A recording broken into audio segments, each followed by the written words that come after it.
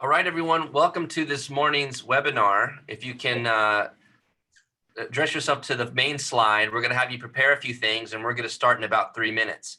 So feel free to welcome us and let us know what state you are dialing in from, and then see if you can put together these materials for the webinar. And again, in 3 minutes, we're going to turn the chat box off, and then we will start the webinar in earnest. Thank you. Thank you. Let's see, Anita, if I can pull some states out for you. They're going so fast, basically everywhere. Washington, Michigan, South Carolina, Pennsylvania, Nebraska, Texas. Last time we had Australia and Canada and Guam. Let's see if we have any of those. Alaska, Kansas, Warren, Michigan. Yay. Portage, Michigan, Brooklyn, New York. Hope you're doing okay, Brooklyn. Charlotte, North Carolina. Garnett, Kansas. British Columbia, Canada. So we got Canada in the house. Right, British Columbia. Great. Modesto, California. Essexville, Michigan. Michigan, the Mitten State.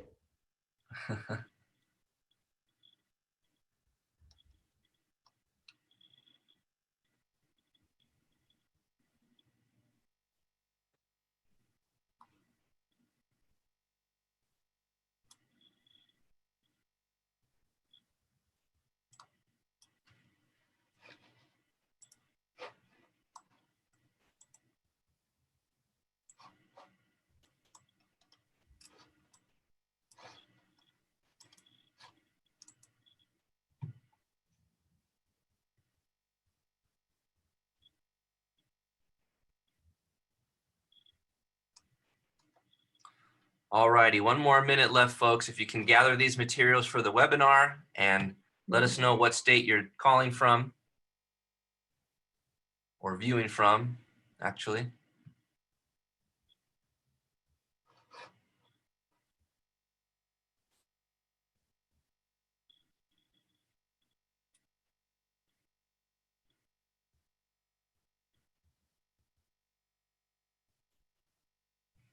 All righty, I'm going to turn off the chat.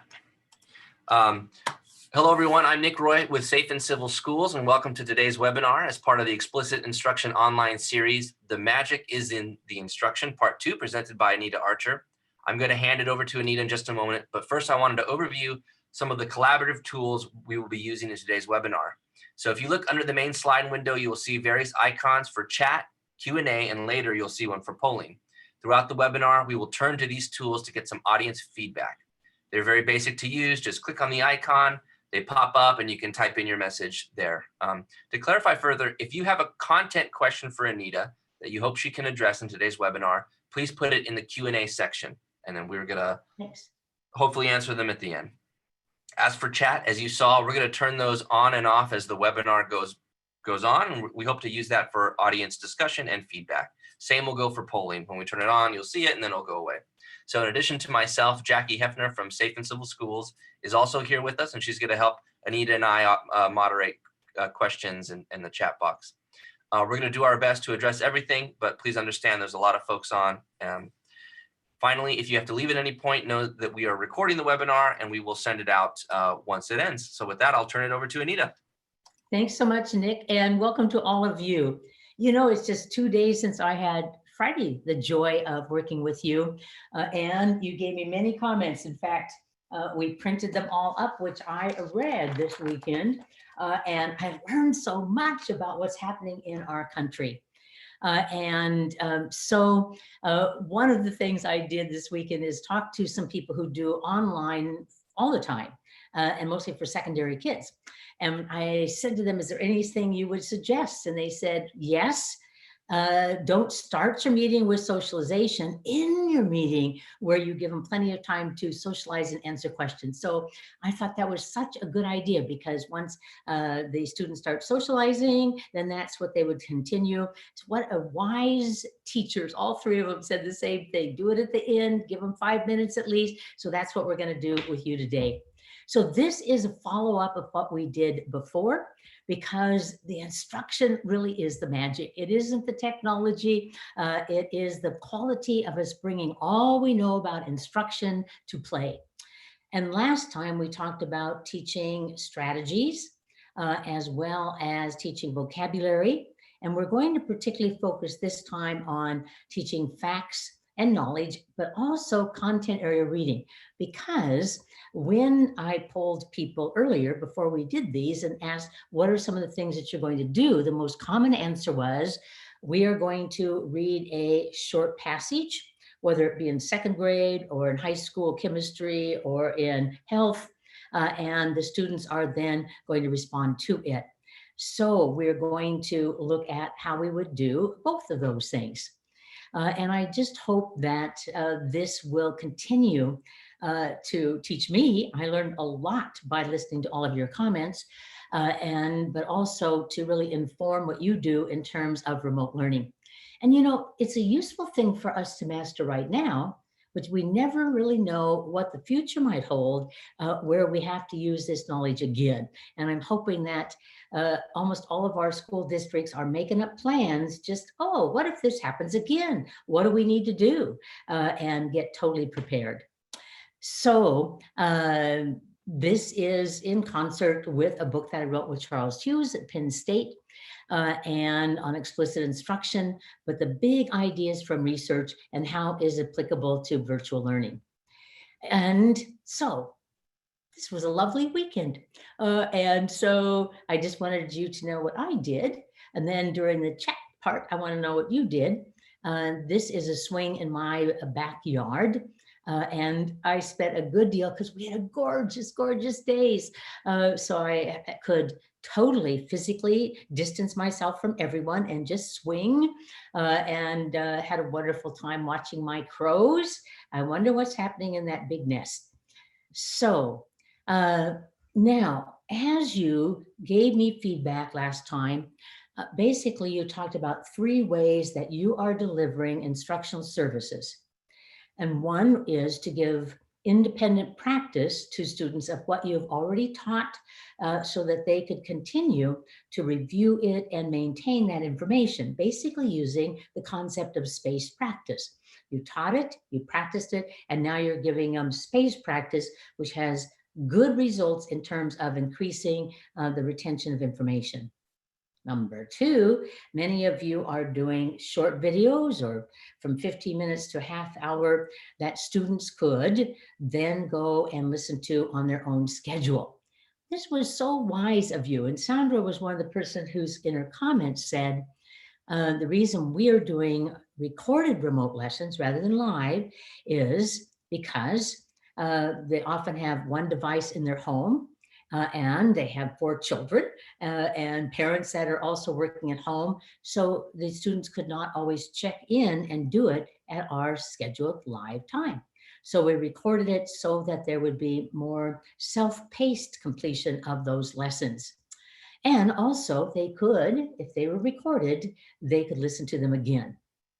And then we have live, where the teacher sees all of his or her students and is presenting information to them. Now it might be recorded, so later it could be a recorded remote lesson, but it is live at that moment. Now, all 3 of these have benefits. My preference, if we could do live so that we had the ongoing teacher-student relationship, would be my favorite. But if I do a remote one and I do it well, it also could maintain that teacher-student relationship as well as learning. And independent practice could support the movement of the information from working memory to permanent memory.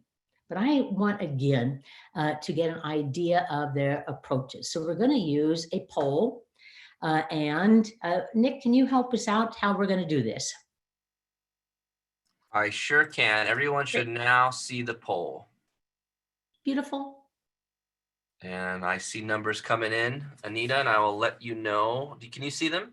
I can't see the numbers, but I can see the poll, and you can pick all three. If you happen to do independent practice, recorded remote lessons, and live remote lessons, then you can do all three.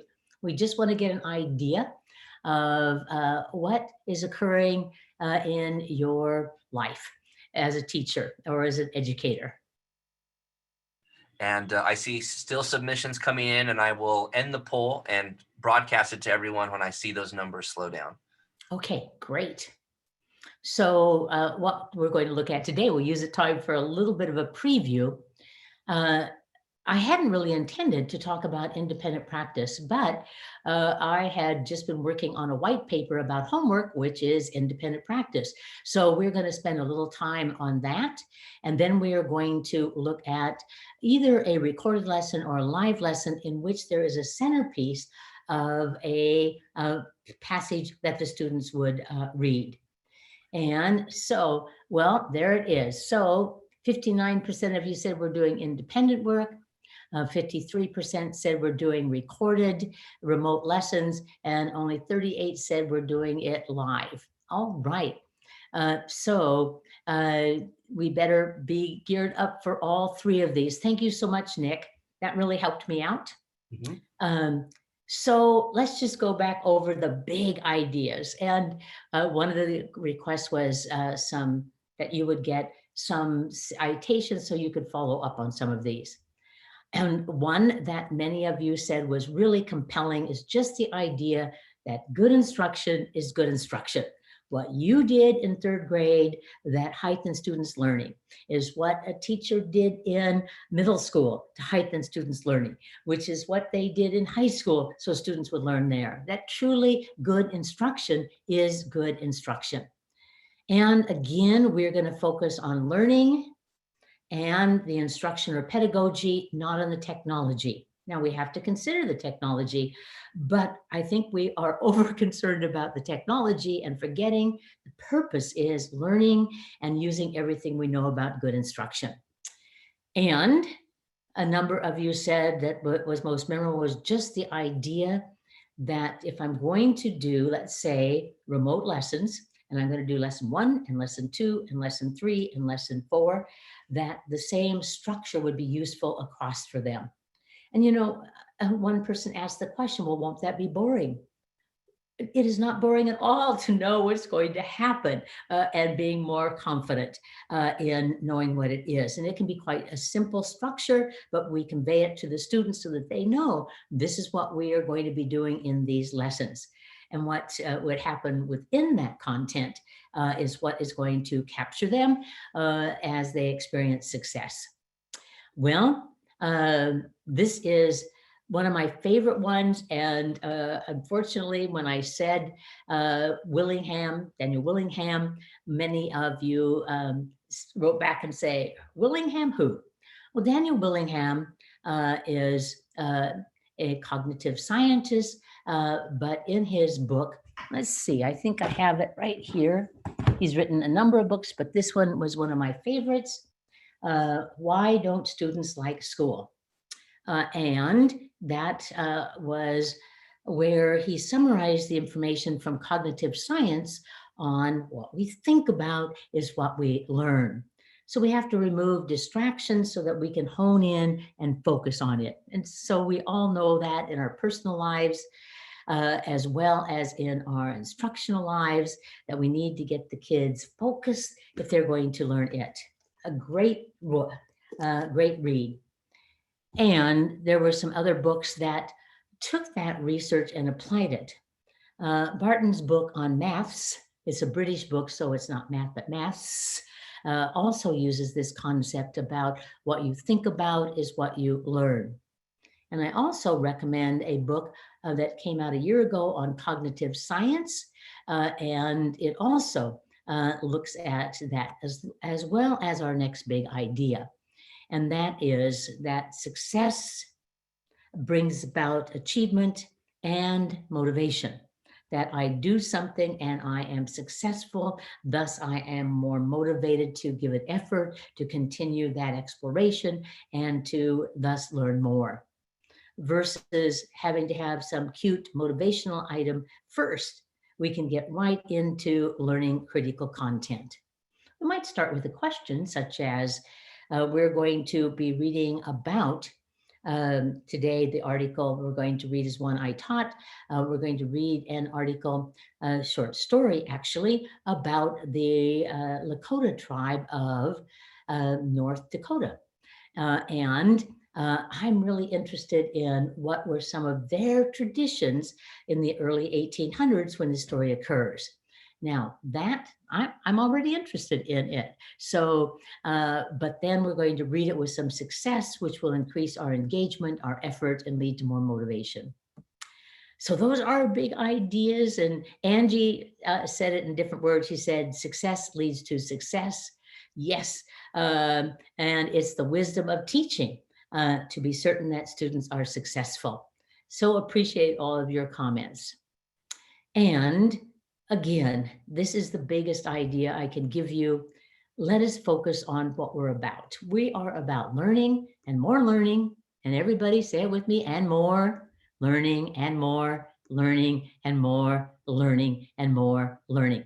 Now, I learned by reading our comments that we had numerous principals. We had a few superintendents. Yes. So I'm going to read. When I stop, you say the next word. So be on your reading toets. No system or district in the world has made significant gains for students without a relentless focus on the learning and teaching process. Boy, this is absolute truth. I've never in 53 years of working in school districts have found a district who made significant gains by focusing on anything other than learning and teaching, learning and teaching, learning and teaching. So that's what we're doing remotely. So now I want you to think, we went through elements of explicit instruction and we put them in categories of content, design of instruction, delivery of instruction, and practice. So I want you to say to yourself, how many of those can you remember? Let's say about content. Okay, content. It better be, oops, let's just go over here. Content, you might have said to yourself, critical content, that is broken down. And let's look at this now. One of the things I was asked is by Anne, she said, what are the effect size, like Hattie's effect size or other research in terms of how important these are? And so I've added here, and probably every person who's listening has heard of John Hattie. John Hattie has done us kind of a great service in that he and his research team, they take articles of high quality on certain attributes related to instruction, related to learning, and they summarize that information using the data from the studies into what are called effect sizes. And you're all familiar with this, but just as a quick review. So when we look at from 0 to 1, if we have an effect size that is 0.40 and above, we call that the zone of desired effects. Sort of like in medicine. If we were given a prescription, we want to check out the effect size for that medication because we want one that has a high effect size, not a 0. That is like death. So we want a high effect size, the zone of desired effects. Look at student-teacher relationship. I could tell just from your comments that you are very in tune with the need to care about your students, greet them at the door, smile at them, notice that they have new tennis shoes, notice that they're having difficulty in asking them to come in early tomorrow and you could go over it. You are creating student-teacher relationships. That's one reason I like live webinars, as well as live lessons for students, because I can continue to let that grow. So you'll see on some of these items that Hattie has included them in his information. And so we know, for example, that explicit instruction and its relationship to direct instruction and mastery learning, look at those effect sizes. Very high effect sizes, certainly more than 0.40. Well, okay, now we're going to review, and you're going to think about it, a little retrieval practice. So content, we want content that is critical. And I think that's really important now that we do what I call teach the stuff and cut the fluff. Teach the stuff and cut the fluff. But in reading your comments, Gregory put it a different way. Keep the main thing the main thing. Or Christopher, our river should go deep and narrow, not wide and shallow. Makes total sense to me. And Bonnie sort of mirrored that. Less can mean more if structured correctly. So however you put it into your own essence, it means we're honing in on the most critical standards, the most critical information that will inform their future learning. And we take what we are teaching, particularly new material, and break it down into small steps. All right, design of instruction. See if you can retrieve some of those elements, if you were with us last Friday, that made a difference in terms of the design of instruction.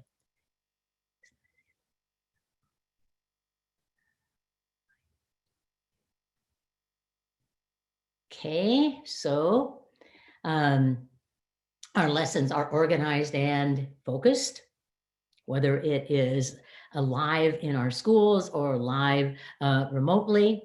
And we give the kids a clear statement of the lesson's goals. Now look at the effect size there. It's one of the strongest effect sizes, telling a student what we expect them to learn, often done with learning intentions and success criteria. And that we have review of prior skills and knowledge before beginning instruction. So if there was a skill, for example, in our last lesson, in that math lesson, the students had already learned how to take a decimal and rewrite it as a fraction. However, they hadn't learned how to reduce it to the lowest fraction in simplification. So we went back through and reviewed that first. And that if it's a new strategy, how to write a paragraph, how to take notes in our social studies class in high school, how to write a meaningful paragraph in 3rd grade and 4th grade and in 9th grade. We're going to model it step by step. And then we're going to guide the students. Now, many of you actually said in your feedback, that seems to be very difficult remotely, is to guide the students in it. And perhaps the best thing that we would do there is say to the children, let's do this together. Say to yourself what the first step is. Now do it, like on your whiteboard. Now show me. And what is the second step? Think about it. Say it to yourself. Do it. And what is the third step? Think about it. Now do it. So it's basically guiding them step by step, having them think of what the step is, having them do it, giving them feedback, having them think about the step, having them do it, then giving them feedback. And then we have them do it on their own to determine if we could do independent practice. Well, delivery, as we all noted last time, that is what changes. The content doesn't change, the design doesn't change. We focus lessons, whether they're in a live classroom or on a remote video, but the delivery does. And to me, watching, because I went online and tried to listen to a lot of demonstration lessons, whoa, I said to myself, Did they not remember the importance of what? Frequent responses. You say it, you write it, you do it. You say it, you write it, you do it. We have to have frequent responses. And let's just look at some of the effect sizes. So in Hattie's work, one of the review was when teachers would ask questions. Now, I know every one of you have asked many questions, many, many questions, and look, it's a good practice, asking questions, particularly with feedback. There is also a body of research that is referred to as opportunities to respond, where they actually count how often the students say something or write something or do something. And as those responses go up, so does achievement, and really good. So there is a drop in behavioral challenges. Achievement goes up, behavioral problems go down. We celebrate that. Look at that effect size. That is not from Hattie's work. That is from a review of research on opportunities to respond. So that is our challenge, is giving opportunities to respond. And then we monitor their responses. And as a result of that monitoring, we give feedback. Now, this is one that has a very high effect size that we really have to be careful on in all three of our different ways of providing instruction, whether it's independent practice with packets, whether it is a recorded lesson, or whether it was one that was a live lesson remotely.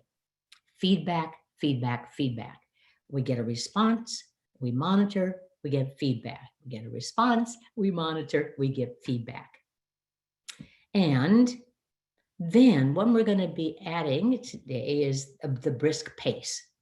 Now, it was so fascinating because some of you commented the pace of the webinar was good. And then one person said, don't go so fast. So I needed to watch, giving you particularly some thinking time. So I'll be watching that and working on it right within this webinar. All right, here is what we're going to add, which we didn't spend much time on, and that is the research on practice, because that particularly informs what we want to do in terms of the independent work packets or independent work assignments that we're giving them. Maybe we have a Google Classroom and they learn about their assignments there at the secondary level. And so there are sort of three major aspects of practice that are researched.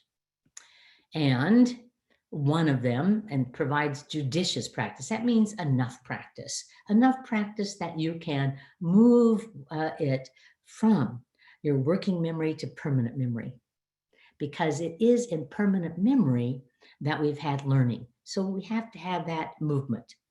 And so one kind of practice, look at the effect size, is deliberate practice, meaning that you are extraordinarily intentional. You're not just doing those math problems. You are intending to learn the relationship between fractions and decimals and percents. And the teacher is constantly reminding you what is the goal of this lesson. Thus, you are totally informed and your practice is more deliberate. This morning, I spent some time right before this webinar began with practicing my cello. Now, I was asked, one of the questions was, do we get to hear you next time? No, in 20 years, you'll get to hear me, but not now, no. The best feedback I've gotten from my teacher is, oh, I think I recognize that song. Yes, okay. But I'm trying to use the research on deliberate practice, not just go through the little songs that I'm doing, but to be very, very deliberate. And so today I said to myself, as I'm going to practice, I'm going to really work on putting my fingers, putting two fingers down when I go from string to string for certain notes, because my little finger is not strong enough. And so I need two of them together. And so I deliberately practice that now. I made a few more errors than normal, but it will be really helpful in the future, and not just going through scales and songs, but being very deliberate. And we also know the importance of rehearsing information, which also helps us move it from working memory to permanent memory. But the retrieval practice, as those of you who have met in the past, is one of my favorite concepts. In fact, one of the books I highly recommend is that you might consider getting Powerful Teaching, which talks about deliberate practice, retrieval practice, interleaving, which is mixed practice. Terrific book, excellent book. And I recommend it to everybody, but particularly to our secondary teachers, because often there's not enough examples for secondary, and there is in this book. Well, and we also have spaced practice. Now, if you think about it, if we're given independent practice for children, and we are not coupling it with instructional lessons, basically what we're going to give them is spaced practice. And spaced practice actually has very good research in terms of increasing the retention of information. If they have some minimal competency first, and then we give them a day later, a week later, a month later practice, it does increase the probability of retention. So, judicious practice. So again and again, throughout our whole career, we come back to these elements of explicit instruction to inform us what we need to do. So I am going to start those 3: independent work, recorded remote, live. I'm going to start with independent practice. And I would like you to open up the chat box, Nick. And you're just going to put in one answer here. I want you to say, if you're picking independent practice for students to do, what would you be looking for? And so you're just going to put, for example, I might say something for which they've already been taught. That would be number 1. But just put in 1. And we're going to say go, and I just want to see what your thoughts are already. What would be the one criteria you might look for picking that assignment for students to complete independently? All right, I see answers coming in, so I'll start reading them off to you. Great. Let's see here. Review a simple skill, competency. Good, they already have some competency, excellent. Something they have just been taught. Right, so it's following up on what they've already been taught, great. Mastered, mastery. Right, so mastered it so that then we could continue to practice it to retain it, excellent. Something they can do with little support. Ooh, very important. So they could do it without having their parent have to know it, because they've already been introduced to it. They already have some competency. Excellent. Fluency, prior knowledge, practice, generalize, right? Spiral Excellent. review to master concept. Beautiful. Confidence builder modeling. Excellent. So, Nick. Yes. As we expect, this group that we've had on have so much knowledge. And all of those answers I'm going to repeat because, whoa, great criteria. So I did the same thing. I brainstormed it. Now, I had a number of questions saying, you said that the effect size for homework was quite low. It is.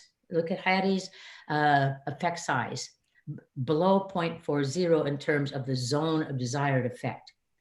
But here is the situation. I looked up the studies that have been reviewed, and pretty much this is how the studies were done. This group of students in school are going to get instruction followed by independent work. And this group is going to get independent work, not preceded by instruction. And so that, excuse me, let me just go back a little bit. This group gets instruction lessons, and this group gets independent homework. Well, I would expect that that would be true, that the homework group would not do as well as the one that received instruction. So we have to be a little cautious on this one. But I will tell you that the consistent finding is homework in terms of increasing achievement is less powerful in elementary school. It is a little bit more powerful in middle school and a little bit more powerful in high school in terms of overall achievement. So if I was picking out assignments and picking out things, these would be my criteria, and you can add to it, but we need to be thoughtful. We need to not just think, oh, this would be interesting. We have to look at it in terms of what we know about learning. So first of all, it's helpful to know the purposes of practice and which ones we would be honing in on in this situation. So purposes, I've just taught you something and I'm giving you practice so you'll get, yes, minimal competency. So you're just sort of getting it, sort of, I'm just getting where I can hold the bow. That's minimal competency. And then later I get more space practice, and that is to improve my proficiency. So I can do it with more speed and much more accuracy. So for most part, when we give independent work, that is our major focus, is to improve the proficiency. We might, in some cases, have assignments that are done again and again to increase the automaticity, maybe the automaticity of reading, by rereading, automaticity of math facts, by practicing those so that we could get them into permanent memory, the automaticity of being able to recognize a letter and say the corresponding phoneme. We could also, and this is what we need right now, give the kind of practice to protect against forgetting. Children are going to be out of school maybe a month, maybe 2 months, maybe 3 months, maybe 4 months. That's going to need some protection from forgetting. So my view is that those two, increased proficiency, protection for forgetting, would be the major goal of giving assignments for independent work at this time. But also, when you have more competency and more proficiency, you're better able to transfer those skills. So that also could be our goal. But a little bit arbitrary, but these are all of the purposes of practice, and I picked two that I wanted to focus on in this independent work. So here are my criteria, and I have to tell you, the first one, well, I'll tell you in the moment. When I looked at this morning, I said, oh, Archer, you left out probably the most important one. But independent assignments, I want to pick ones that focus on critical content. So there's all kinds of things that we could practice, but let's hone in on a few, go deep in those, and again, so the students really have it. See, now when I picked that math one last week, I think that is critical that students see that structure in relationship to fractions, decimals, and percents. That's pretty critical content. When I might teach short lessons on spelling, I bet maybe you haven't thought about spelling, but it's a life skill. And I could definitely do short lessons, and I'm going to later show you how to get a model of one on spelling for third graders or fourth graders or fifth graders or sixth graders. And you secondary people would celebrate this because you see pathetic spelling. So critical content. And they've already been taught. They've already had some practice. So they've exhibited some minimal competency in that area. This is absolutely critical. It is not giving them assignments for new learning. It is taking something they've already been taught and going from minimal competency to more proficiency. And thus we're going to build proficiency and protect against forgetting. So the assignments that I'm going to pick also need to have very clear directions so that the students can actually read the directions and they're well written. so that they'll be informed exactly what they are supposed to do. And then they're not overly verbose. Some directions go on and on and on, and they just needed to say, read the sentence, circle the best word. Ah, okay, I'm going to read the sentence and circle the best word. They did not have to tell me more. And I would like to have materials, then this might be something I might have to add. But I would like, if there are repeated items, I would like there to be an example item that's completed. For example, I was looking at one material where the students are asking or answering questions. Well, I would like them to answer those questions, but I want them to do it in complete sentences. I want them to take wording from the question and turn it into part of the answer. So even though there's 6 items, the first one is already done. Because then they'll say, oh, we're not just writing down a word, we've got to take the wording from the question, turn it into part of the answer, and write it down. The best research on this is in math, and that is having problems that have a worked problem, first step, second step, third step, fourth step, so the students can refer to it as they are figuring out novel problems they hadn't done before. And the very best materials would have a format that they used again and again and again, so that the students would look at it and say, oh, I know what I have to do. I have to first read this passage, and then I have to answer the questions. And when I answer the questions, I have to use words from the question and the answer. Huge benefit to students where they say, aha, I know how to do this. Ooh, aha, I know how to do this. Well, so those are the main things, but okay, let me go back and confess. Wrote these down, and the number one is, and I maybe just assumed it, committing a suicide's not good, and that is that it has to be independent. We are not asking parents to be teachers. We are asking them to be encouragers. We're asking them to be reinforcers. We are asking them to be managers, but we're not asking them to be teachers. So the work really needs to be something that would be independent. Now, of course, if I'm thinking about preschool or I am thinking about kindergarten, then I might need much more support from the parent. But not all of our parents even have English as their first language. Not all of our parents are going to be free to assist. No, because many of them are doing work at home or very important work in our community during this very, very challenging time. So I would like the assignments to be ones the kids can do. And how could we provide support for them? Well, it's so interesting. I hope we're making a plan for the future because, oh, we just sat back and said, oh my gosh, not every home has pencils and pens and paper and folders. We're going to need to give that out. And the assignments. Now, some of you said, it was so fascinating, some of you said that in your district, you're mailing the assignments to the kids. And some of you said, no, when the children come to school to get food, because we have a high number of children that are on free and reduced lunch, and so they come to the school and get a bag of food to take with them. Then at the same time, they get their assignments. So we have to be certain they have the materials that would allow them to do the assignments.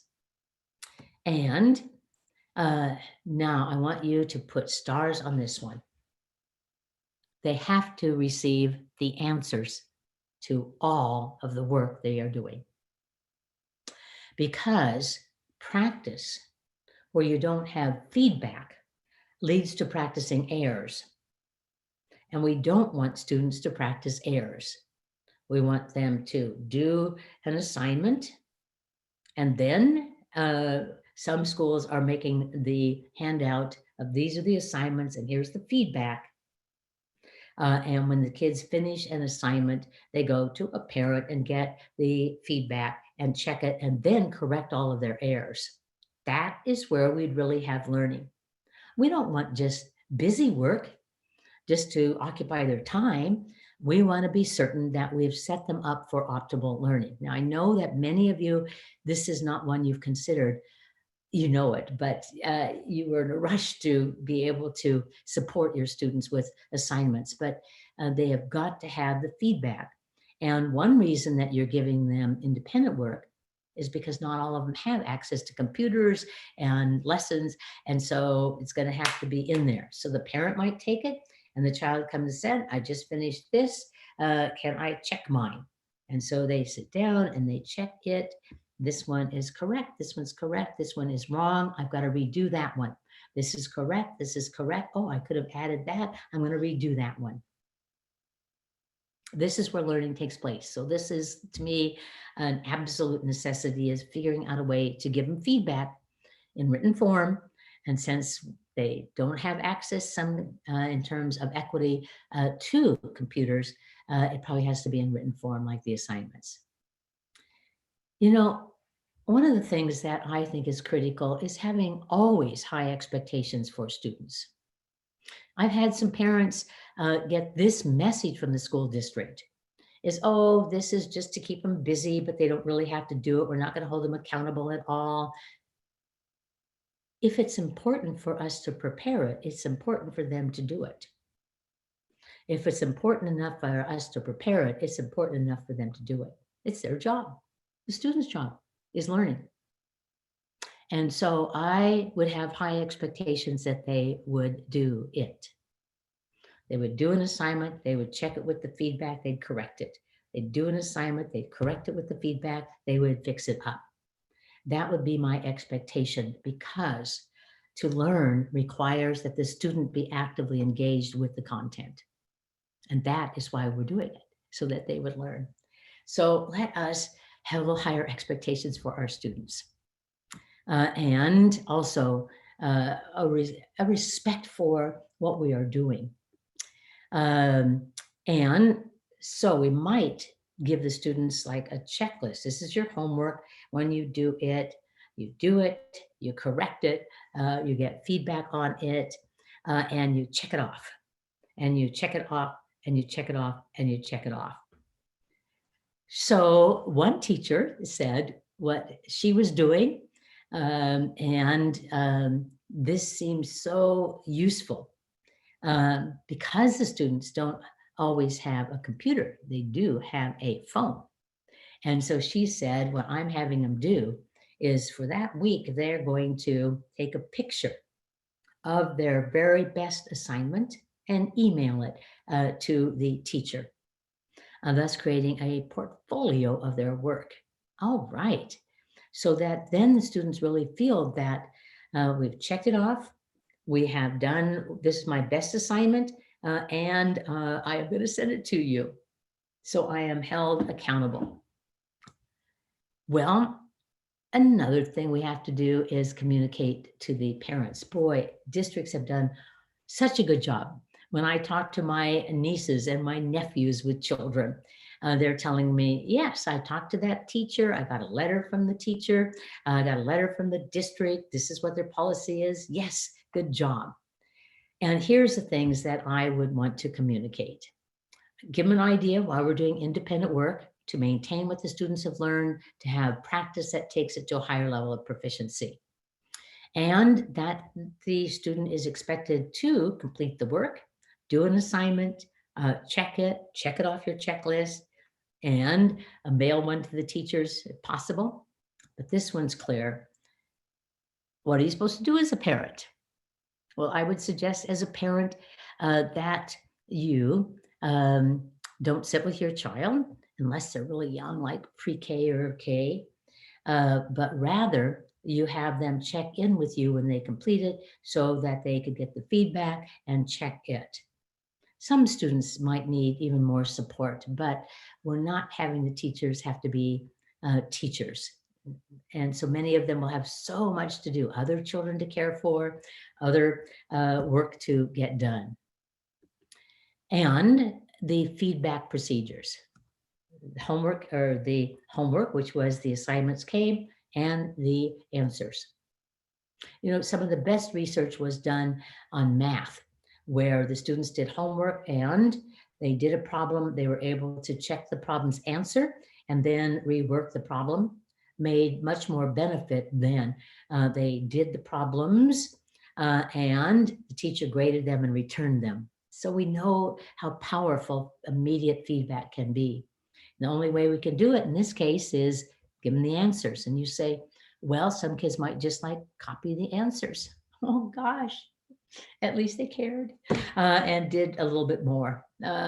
But we can ask them for the work. We can ask them for their unique ideas so they can't just copy. Well, and many teachers have availability for assistance by phone. The kids could email you and say, can we talk at a certain time? But we could support them through the phones. One thing we know in our society is that more families have phones than they do computers. And many of your kids have their own phone. So we could utilize that as a means of communicating. And you might have like office hours and say it during these office hours where I, as a teacher, have someone else with my children. And so I'm available to talk to you. Email me and I'll phone you. Okay, but now here's what I would do before we go ahead. I want you to, Nick, can you open up our chat box? I sure can. Excellent. I want just to have people think, if they were giving independent work, one thing that they would view as the most important thing to remember. Now, you might have the handout, but I'm going to go back and make it visual to you for a minute of thinking before you put one in.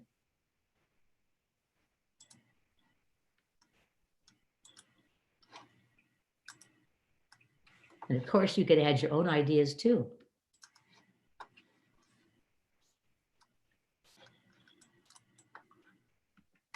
All right, we have critical content, feedback, Yes. clear directions. Excellent. Feedback, clear communication, be independent. Being independent, yes. I should have added that to my list. I'll edit this later before we put it up. Make sure parents are involved. But appropriately involved, yes. Clear directions on activity. Mm-hmm. Require responses. Right. Clear target for learning. Excellent.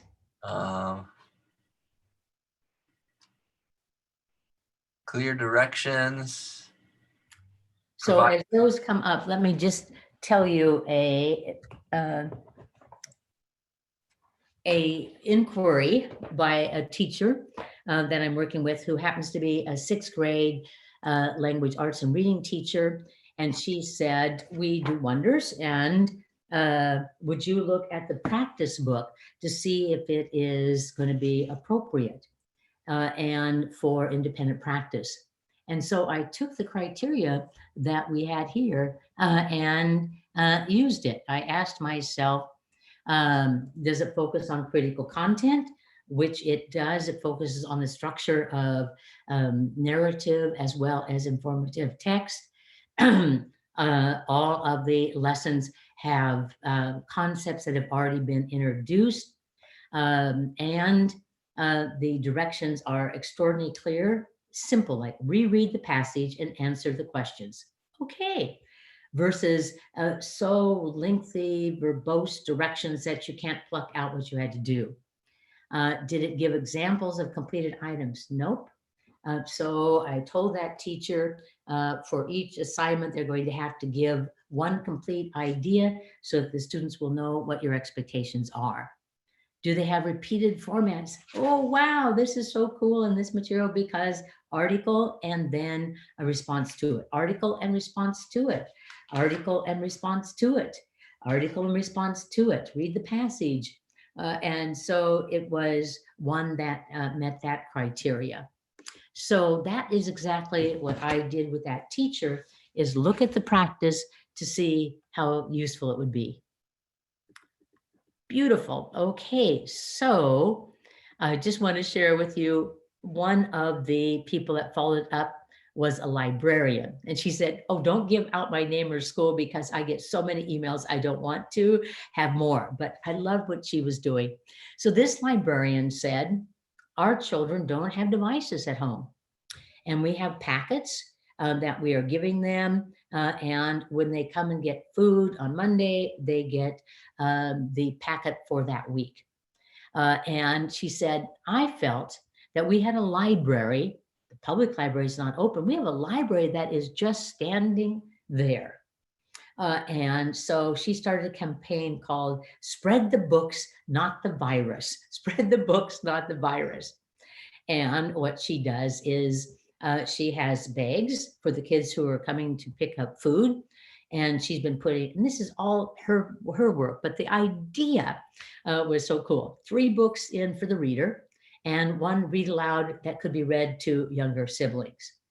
And she made ones for boys and for girls and for people who liked horses and so forth, because later the kids had in their packet a little checklist that I'd really be interested in a book that's a mystery. I'm interested in horse book. I'm interested in. And so every Monday, when the kids come and get their food, they also get this package of their books. And she said, you know, books are not meant to stay in library. Books are meant to be read. And some of these kids have no books in their homes at all. And so I want them to start reading.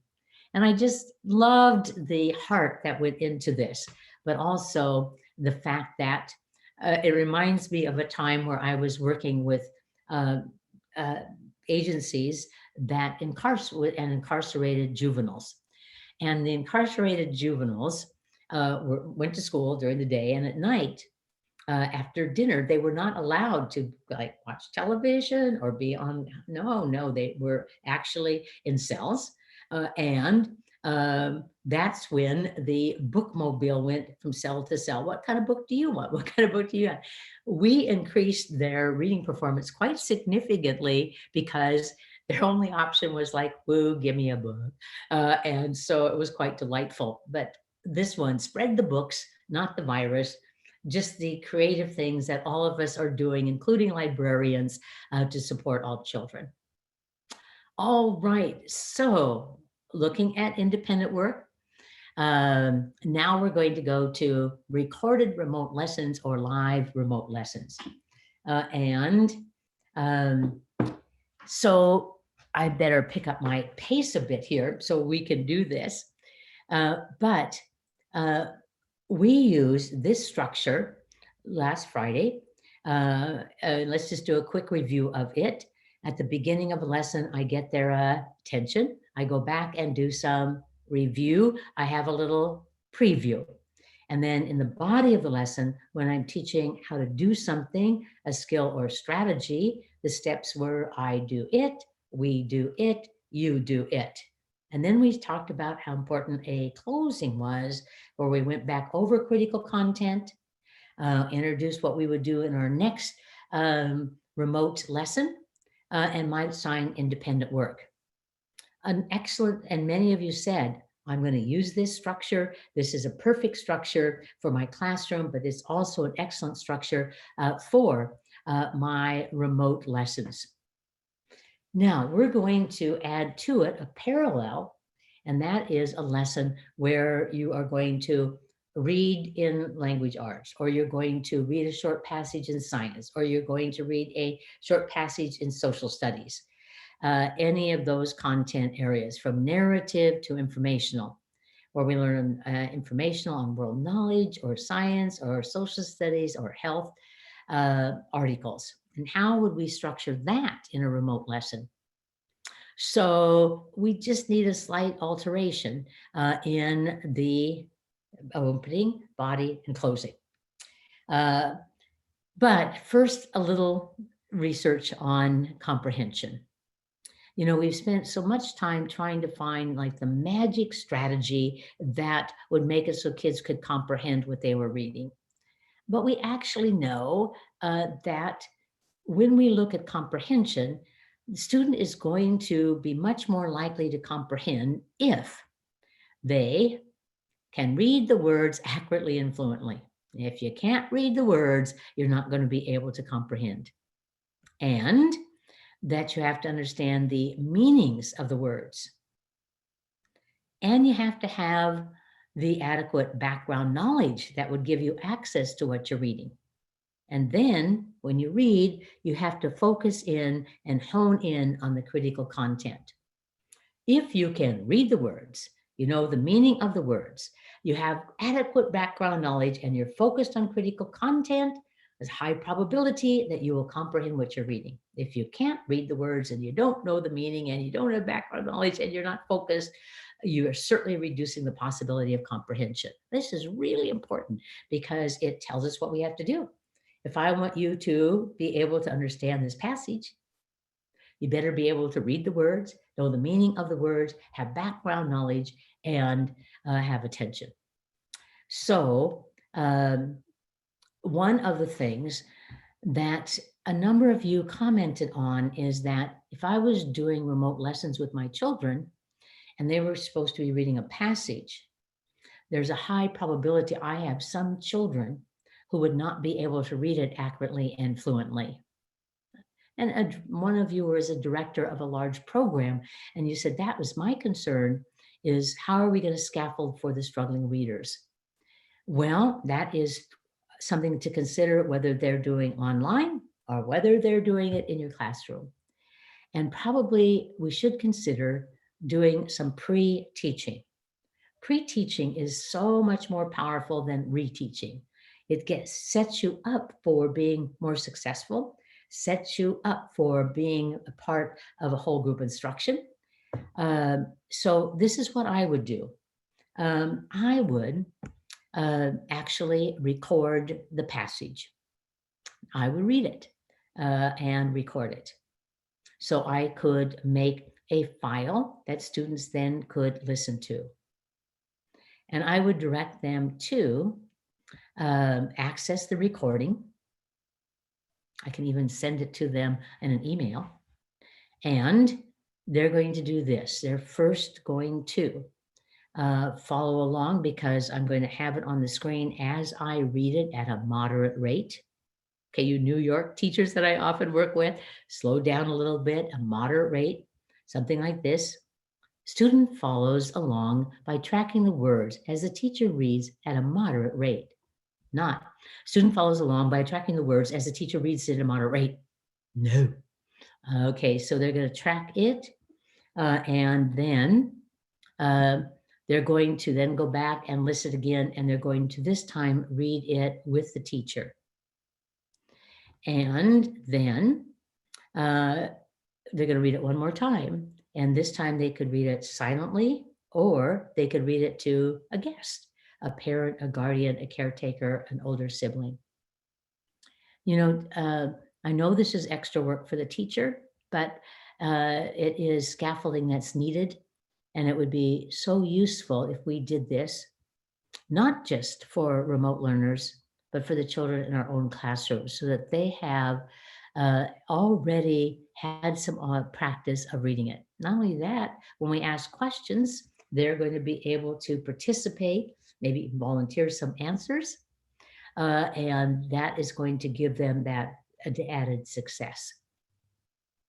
Okay, so what I've done here is this has an opening, a body, and a closing. But it is particularly if you are focusing on a lesson passage. First, you'd gain their attention, but then, knowing what we know about comprehension, we're going to be pre-teaching. Can they read the words? Do they know the meaning of the words? Do they have some background knowledge? And of course, we're going to give them the goal of the lesson. And then in the body, we're going to take the passage and break it down into shorter segments. If it is informational text, we might have it in sections by paragraph, or maybe there's two paragraphs that are on the same topic and we have those two together as a segment. Narrative is entirely different. We're going to read the story and break it into segments when there is a change, a major change, like a change in the setting or a change in the character or a change in the plot. So we can firm up this section before we go to this section. And then we're going to read it.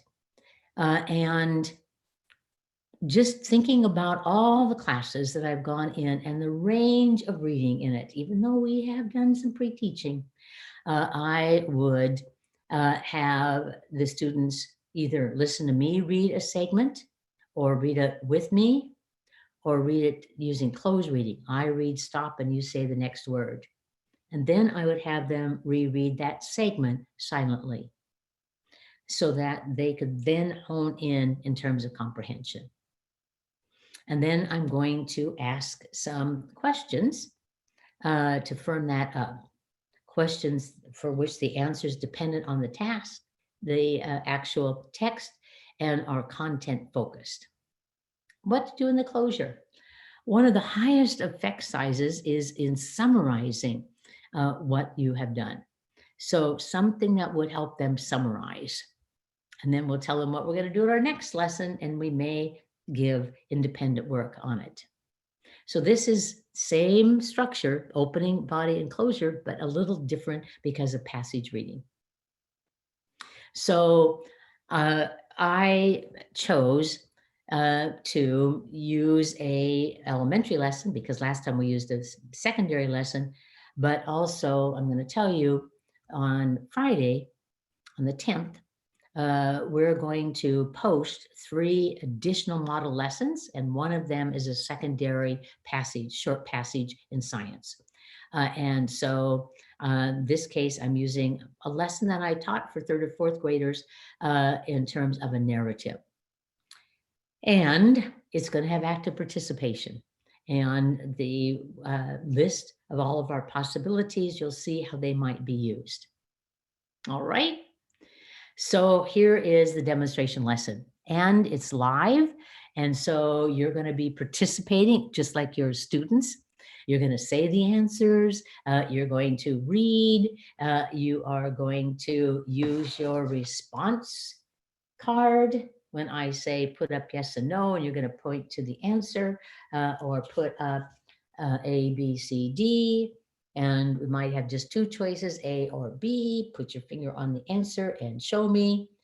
We're going to do teacher, really good instruction like in our own classrooms where we are interactive. I say something, you say something, I write something, you write something. All right. So now you're my students. So welcome, 4th graders. I am so pleased to be able to interact with you today. And before our lesson, we always take a moment to go over our behavioral expectations. Now, some of these you've already done. You were here on time. I see every single one in my class here. And you're ready to learn because we're going to have a really interesting story today and we're going to learn a lot. So you're plugged in, you're charged up, I'm plugged in, I'm charged up, I'm ready to go. And the materials you need, remember that response sheet that we're using for all of our lessons? Have that handy. And you need a blank piece of paper. I'm gonna reach up here, get one of my yellow tablets. And you need a writing tool that we're going to use for writing, but we're also going to use it for pointing on the screen. Okay, and pencil, 2 pieces of paper, response sheet, perfect. Okay, let's just go over a little bit our expectations. I see all of you, and you're going to use kind words and kind faces. No, kind words, kind faces. All of us in this time need as much kindness as possible.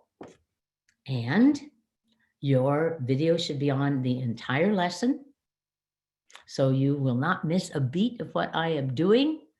And you need to mute your audio. Actually, I'm going to mute it for all of us. And then occasionally I'll call on one person and I'll just unmute that one person. And When I ask a question, whether it is touching something on your response card or is saying an answer, you're going to do it right away. And you're going to avoid distractions. And so remember, we're going to have a chance to chat with all of our classmates at the end of this short lesson. And also in your house. If you didn't today, next time pick as private place as you can that has the fewest distractions. I know it's hard because lots of action around you, but see if you can do that. And at the very end, you're going to ask someone to join us. It can be your mother, your father, your guardian, your grandmother, your aunt or uncle, an older sibling, so you can show off what you learned. All right. And we will socialize at the end of the lesson.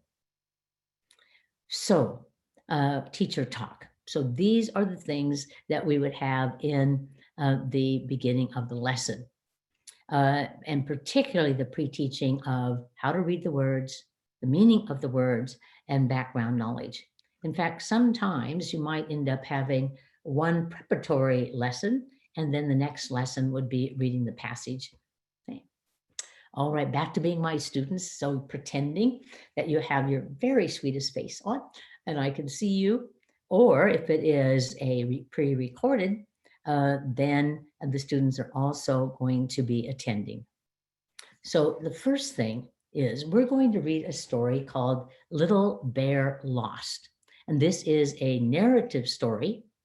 And there are a lot of multisyllabic words in it, and particularly ones that show past tense with ed. Please pick up your pencil or pen because you're going to be doing looping under the words, because we're going to use our strategy of loop, loop, loop. So my turn to show you, I am putting it right under the first one, first word, and I'm going to go down the column and I say first part X, next part plane. I do it again, explain, and then I say the whole word explain. So when I tell about something or I tell what I know about it or why it's going to occur, I explain. So put your finger in front of the word explain, and we're going to read it by parts. First part, X, next part, plane. Go to the next word right under it. And again, scoop and say the parts. Everybody, explained. Read one more time, read the parts. Explained, say the whole word, explained. Trainer talk, teacher talk. We're not going to go through all of the words, but having them physically on the screen, loop under the parts and say the word is going to increase their attention to it. And so here, these words were chosen because it allowed us to practice decoding multisyllabic words. And also the most common error of students that are English language learners is the pronunciation of ED, because it could be t, d, or ed, differs depending on the root. So we're going to pre-teach, and I just wrote this down, took a picture of it, pulled it into my PowerPoint, boom. Don't we love some aspects of technology? And then we're going to teach critical vocabulary and background knowledge.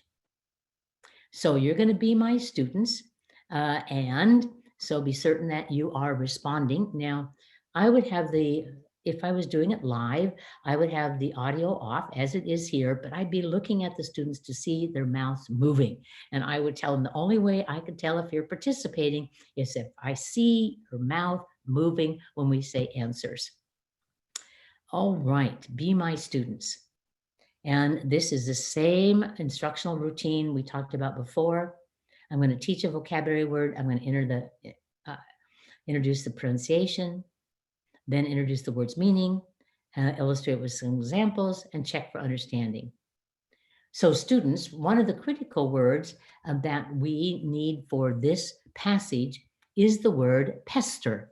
And say the word, everyone. Pester. I need to see those mouths moving. What's the word? Pester. Good. On your desk in front of you or on the table in front of you, I want you to tap and say the parts of the word and begin pester. Again, pester. Look at the letters and spell it and go. P-E-S-T-E-R. Yes, pester is a verb. It's an action word. You pester someone. You know this word, but it's so critical to our story. So we introduce the pronunciation, and then we introduce the meaning. So listen, students, when you ask for something again and again and again, you pester the other person. So when you ask for something again and again and again, and they'll give it to you, but you keep asking them again and again, you what, everyone? You pester them. Let's look at some synonyms. And I'll say it, and then you say it. Annoy, annoy.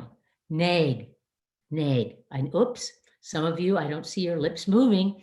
Okay, let's go back and read them again because I've got to see that you are echo reading the words. Annoy, annoy. Nag, nag. Bother, bother. Beg, beg. So teacher talk, we've given a student-friendly explanation, and then we're going to illustrate it with some examples. It could be an object, it could be a visual, or it could be a verbal example. So be my students. So everybody, put your finger under the word J. We are going to read about this picture. Keep your voice with mine as we read it together, and go. Jay wants a piece of candy. He will pester his sister until he gets what he wants. See, pulling on that. And so he's going to pester. Give me some candy. Give me some candy. Give me some candy. I wonder if she lets him. Or this girl's name is Felicia. Put your finger under at and read it with me and go. At the store, Felicia wants a new game. She begs, she nags, she pesters her mom in hopes of getting the game. So the word that is in bold is what? Pesters. Pesters. Say it again. Pesters.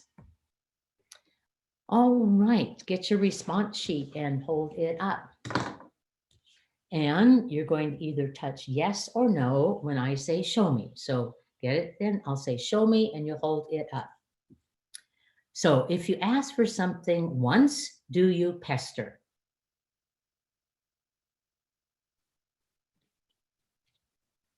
I'm thinking no. That if you just ask for it once, you're not asking them again and again and again. If you begged for something again and again, you begged for something, did you pester? Show me. If you begged again and again and again, you pestered. Okay? If every day Juan asked his mother for sugary cereal, and we don't eat sugary cereal here. Oh, I want cereal, I want it. Did he pester his mother? Show me. Yes, Juan definitely is pestering. Beautiful. Teacher talk. Quick responses. Now, normally I'd ask those questions and have the kids say it to their partner and then give an explanation. Some things are just not as feasible when we do remote learning, but the concept of having many responses definitely still needs to occur. And look at this. Put your pencil on the first word and echo read. Pester. What word? Pester. Look at the next word in the word family, pestered. What word? Pestered. The next one, pestering. Say it, pestering. Last word, pest. Say the word pest. So one of the things teacher talk we could do in terms of vocabulary is introducing the relatives of the word. And then we would read connected discourse containing those.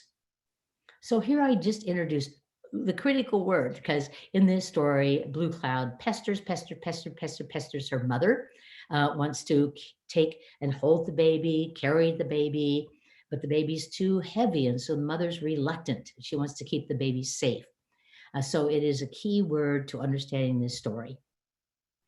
Well, we would also give some background knowledge. Now, just thinking about this for a moment, you're from all over the United States. Could you have a third or fourth grader who did not know where North Dakota is? Isn't that possible? Is it possible that you have some students that are unfamiliar with the First Nation of Lakotas? Yeah. So we better provide some background knowledge. And what we want to do is we want to present it, and then we want kids to have an opportunity to reflect on it, rehearse it, and then retrieve it, and then retrieve it. So being my students, got to look at our time. Oh no, the day's gone too fast. So I'm just going to teach a little bit of it. You'll get the idea. So the title is Little Bear Lost. Please put your finger on the title and read it with me. Little Bear Lost. Some background knowledge. This is a short story that is fiction. And its characters are people in the Lakota tribe. So say the first word, Lakota. And the setting is in the 1800s, in the past. It's not what is happening now. It is definitely in the past. And it happened in North Dakota or South Dakota. The author does not tell us. So here we have a map, and you see North Dakota. Put your pin on it, and South Dakota. Let's look at that in terms of all the states in the United States. C and D, North Dakota. Underneath it, South Dakota. So this story took place in one of those two states where the Lakota tribe lived in the early 1800s. And here we have a word that we have to understand for the story, and the word is prairie. Repeat the word, prairie. Put your finger on the first attribute of the definition. It's a landform, and it is a large open flat area. So it is a prairie, it is open, it is flat. And third attribute, it's a grassland. It is a land covered in grass. And there are very few trees.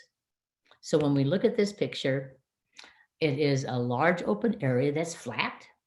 It has grass growing in it, few trees. It is a prairie. And would you get yours up for agree and disagree? Here is a statement. This is a prairie. You either agree with that statement or disagree. Put your finger on your answer. I disagree. I'm going to go to individual turns. I'm going to call on Timothy first. Timothy, you also said disagree. Tell me your answer. And then I'll repeat it back, teacher talk.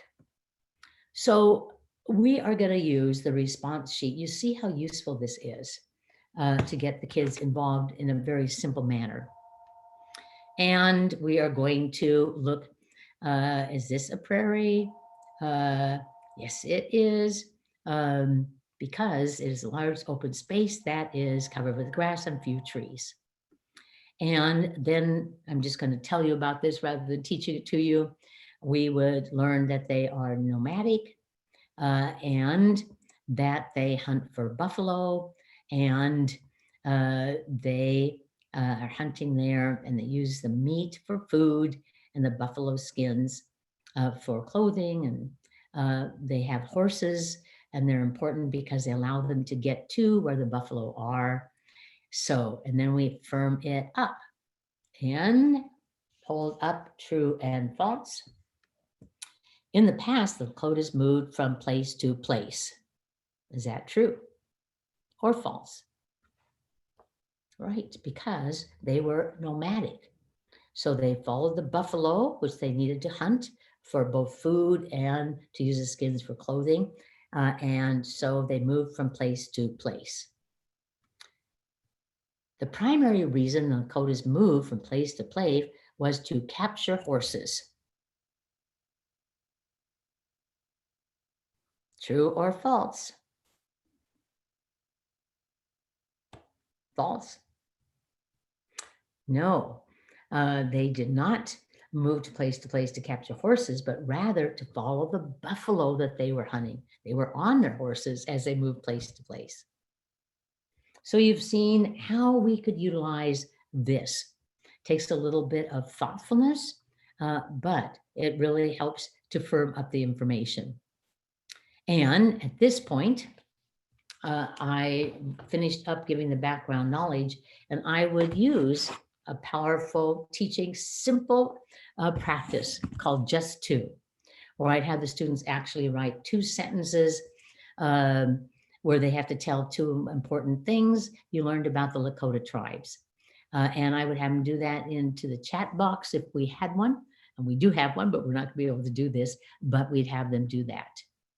So we presented information, we had them rehearse it through our questions, and now we're having them retrieve the information with Just Two.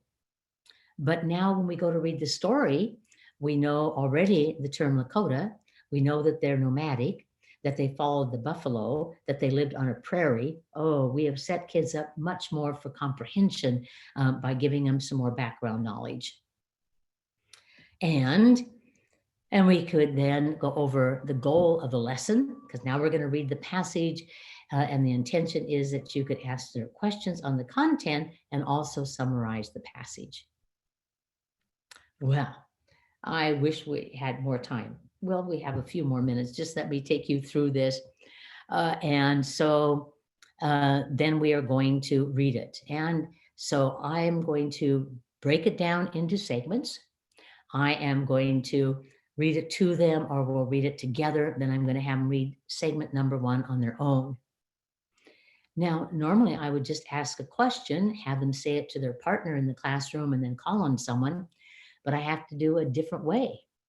And so here I taught them how to monitor their thinking, monitor their reading by asking them some quick questions. Why did Blue Cloud lose interest in her doll? Blue Cloud's attention went to her baby brother, or Blue Cloud's doll was old. Again, everybody's going to be participating. It was because her attention went to the baby. Then we're going to read the next session. Either I'm going to read it to them, or they're going to read it with me. Then they're going to read it on their own down to where I put number 2. And then I'm going to check understanding in the same way. I'm going to be very consistent throughout it so that they can hone in on the content. They don't have to quit, keep learning different ways. Why was it so important that Lakota babies learn silence? So that their enemies would not find their location, or if they cry, their mothers will have to take them out of the cradle boards, and we don't want the mothers to do that. Of course, it is to keep the enemies away. So this is going to constantly firm up and have them monitor their own comprehension. And we're going to continue through the passage in that way.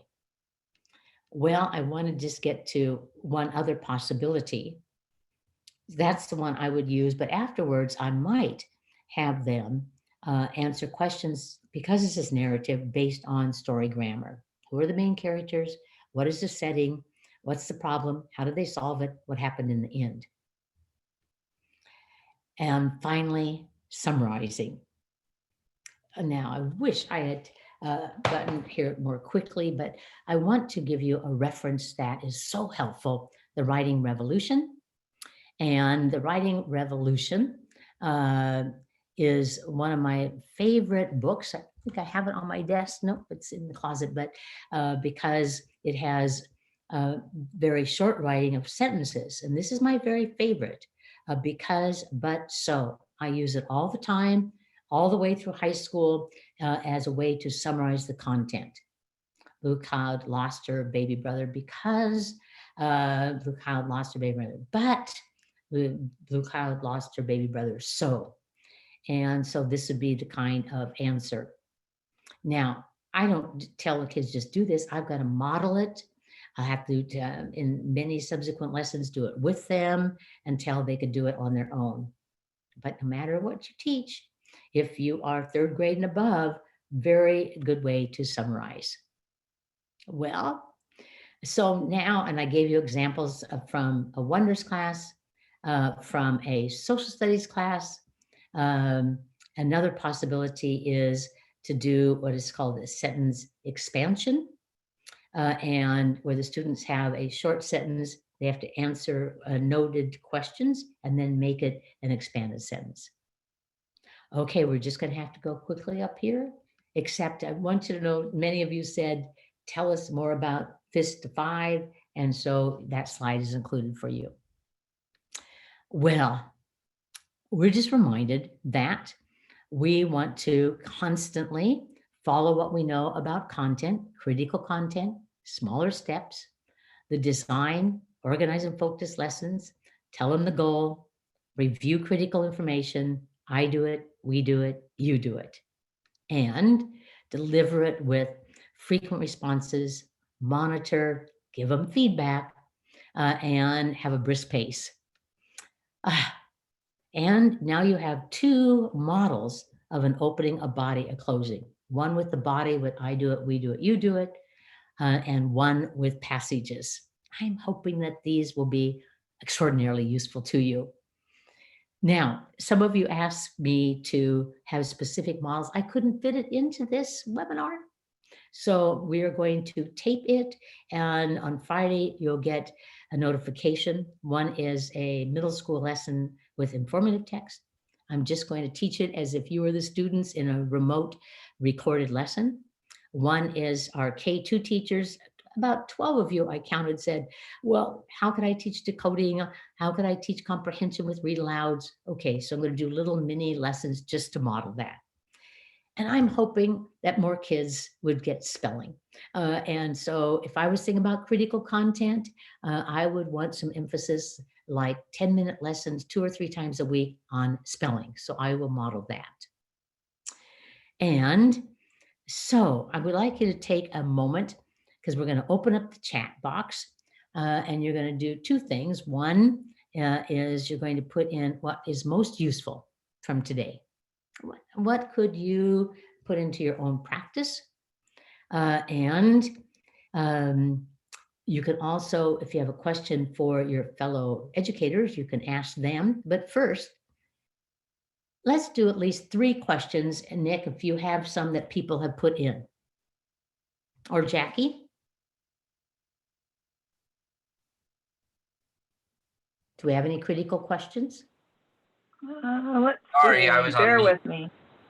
I have a few, Jackie, lined up. Okay. Sorry, I was on mute. We had a few questions about feedback. I'm going to kind of combine them all into a question for you, Anita. Okay. So, how do you provide effective feedback if it's feedback during a pre-recorded lesson? There's parents, but maybe they don't speak English or they're not home. Is self-check an option? So there's a number of things that could be done. And you're going to see it on these other 3, I'll be certain to do that. If you are doing a remote lesson and it's recorded, and it's going to be only used recorded, it's not like you did it live and recorded, but you did it for this purpose. I would often say, listen to the question, and you're going to write down the answer. And now pause, put it on pause. Can you mute it? I'm sorry, mute. Thank you so much, Nick. And so you're going to say, here's the question, think of the answer, write it down, and push pause. So they're going to stop the recording. And then you're going to come in and you're going to say, pretend I was with you, read the answer to you. Now let's read my answer. So you're going to then give the answer. So this is the best you can do in this case. But if the students then take a picture of what they've written down and send it to you, One of the best ways to give feedback on what children's write is to do verbal feedback. Charlie, I'm sitting here with your paragraph, and you have it in front of you too, and let's talk about it. Remember, the first thing we need is a complete sentence and one that tells what the whole paragraph is about. And your sentence is, there were many interesting things that we learned about the Lakota tribe. Oh, Charlie, oh, nice job, because that tells exactly what the whole paragraph is going to be about. And then your next sentence, you're using transition words. Wow. So my favorite way to give feedback on what kids have written is to give verbal feedback. And that's so easy to do with my phone. I can record a little video talking to them and email it off to them. Next question. I Great. know we're going over a little bit. You're welcome to leave anytime you need to, but yes, Sure. Nick. How do you recommend differentiating for specific students with a pre-recorded lesson? So nothing is going to be perfect as it never was perfect in your own classroom. So pre-teaching is the best option if possible. So reading the passage to them and with them beforehand is one of the major differentiations. When I go through questions, I'm probably going to have the whole class participate, but I might say, now that we have studied this, I want you on your own with your parents' assistance to find one new fact about the Lakota Native tribe. So I can differentiate in that way. You know, this is not easy. It's not easy in our classroom. It's not easily remotely, but it is looking at what are the major challenges and seeing if we can fill that in advance. Great, here's Oh, one. yeah. Any suggestions for prioritizing critical content with limited time? How to prioritize it? Yes. I simply ask, of these three things, which one is going to make the most difference, the most difference, the most difference in the future? Which one is going to make the most difference, the most difference in the future? And so that I could prioritize. Let me just give you an example.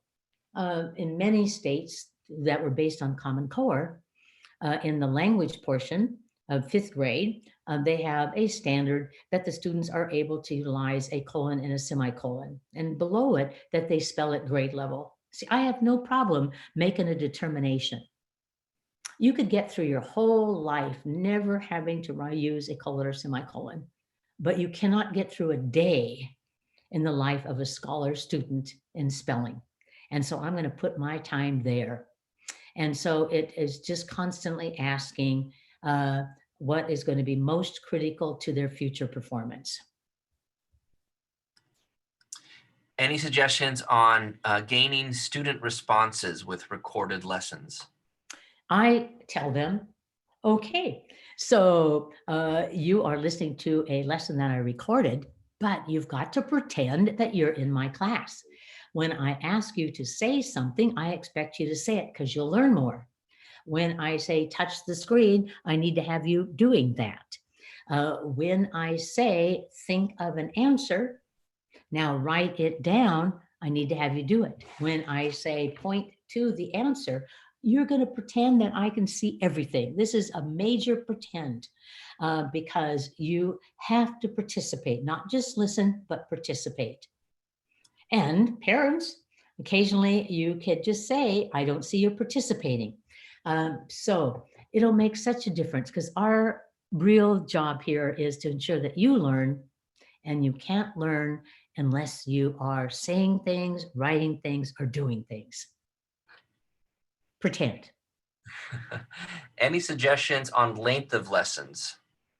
Probably, I would tune for probably not more than 30 minutes, just because of the world around them.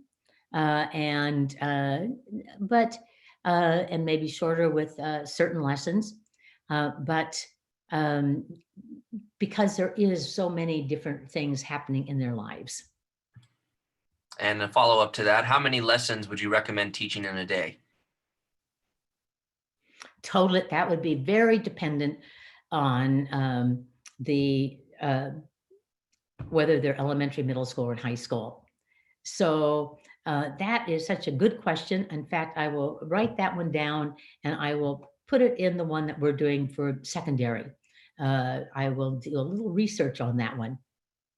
Well, I'm going to open this up for all of you to talk to each other, because let me tell you, when I read these comments, I was really impressed by what you could lend to someone else. So continue to write in what you think was the most useful thing that you could use, the most useful idea from this, but also watch for your fellow people's questions and you can answer them also. Be kind to yourself and be kind to all. I had one of the participants say, as soon as I turned on the song, everybody in my house, including my young daughter, started dancing. So as you put these answers in, my favorite kindness song, we'll hear again.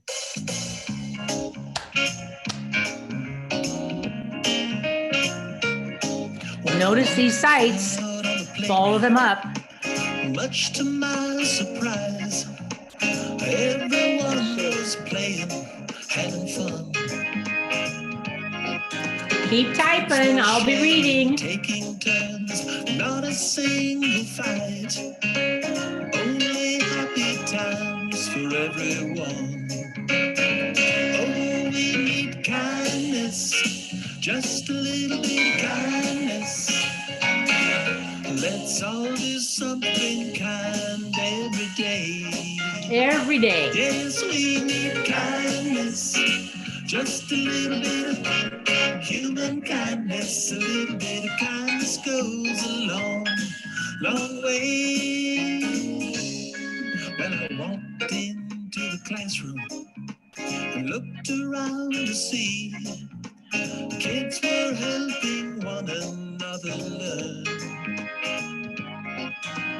listening and raising hands to help that classroom be the kind of place that makes this world turn. Oh, we need kindness, just a little bit of kindness. Let's all do something kind every day. Oh, we need kindness, just a little bit of human kindness. A little bit of kindness goes a long, long way. Yes, we need kindness, just a little bit of kindness. Let's all do something kind every day. Oh, we need kindness, just a little bit of human kindness. A little bit of kindness goes a long, long way.